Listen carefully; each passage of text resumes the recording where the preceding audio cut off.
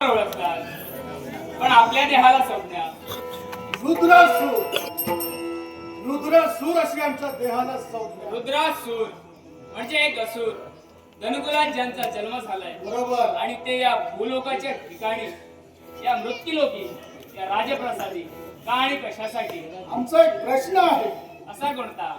मनात एक शंका निर्माण झाली आणि त्या शंकेचं निरसन राजकर्ते तुम्ही करावं अशी आमची इच्छा. असं जर असेल कोणतीही शंका असू द्या मला सांगा, या शंकेचं निरसन निश्चितच होईल. तुम्ही राजकर्ते हो आणि ही राजकर्ते. बरोबर. मग मला सांगा, एखादा व्यक्ती जर मृत्यू लोकाच्या ठिकाणी त्याची चूक नसताना हा जर तो मृत्यूमुखी पडला असेल आणि जर कोणी त्याला मारलं असेल हा तर समोरच्या व्यक्तीला आम्ही काय शिक्षा देऊ.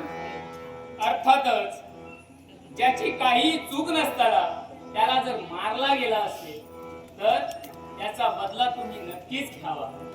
तो कसा आणि कशा प्रकारे घ्यावा हेही आम्हाला कथन करा. तुम्ही राजकर्ते आहात, जेणेकरून आम्ही तुम्हाला सांगावं हे उचित मला देखील वाटत नाही. कारण राजकर्त्याला माहित असतं की बदला कसा घ्यायचा असतो. आणि म्हणूनच तुम्हाला जर असं तुमच्या बाबतीत काय असं घडलं असं वाटत असेल की तुमच्या सोबत वाईट झालंय तर निश्चिंत बदला घ्या. नव्हे तर तुमच्या सोबत आम्ही येऊ. सांगतो, व्यक्ती आमचा जीवाभावाचा हा मृत्युमुखी पडला हा मग आम्ही त्या व्यक्तीला मृत्युमुखी पाडावं का. निश्चितच. मग तुम्ही मरायला तयार राहा. काय म्हणताय. मी मरायला तयार हो. नेमकं तुमचं झालंय काय. तुमच्या कोणत्या व्यक्तीला कोणी मृत्युमुखी पाडलं तेवढं तरी मला सांगावं. आमचे सेनापती हा श्वेतासूर आणि त्यांना मृत्युमुखी तुम्ही पाडला. म्हणजे तुमचा सेनापती श्वेतासूर ज्याला कंठस्नान मी घातलं त्याचे तुम्ही राज करते. बरोबर. म्हणून तुम्हाला मी सांगितो आहे त्याला विनाकारण मी मारलेला नाही. एखाद्या स्त्रीच्या पल्लवाला जर कोणी हात घालत असेल तर त्याचा शिरच्छेद करण्याचं कर्तव्य या राजकर्त्याचं आहे. आणि तेवढंच मी केलंय. आणि जी स्थिती तुमच्या सेनापतीची झाली तशी गती तुमची होऊ नये असं जर तुम्हाला वाटत असेल मार्ग मोकळा आहे म्हणतो. होणारही नाही.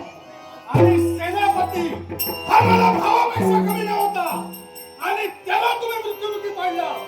तुम्ही सांगितल्याप्रमाणे तुमचा वैरी जर तुम्ही मला मानत असाल तर तुमचा वैरी तुमच्या समोर उभा आहे. असं जर म्हणत असाल तुम्ही जर एवढे माजले असाल तर तुमच्या अंगीचे पराक्रम आणि ज्या पराक्रमाच्या जोरावर जेवढ्या उड्या मारतायत ना लक्षात ठेवा तेवढेच भूमीच्या खाली गाडले जाल म्हणतोय.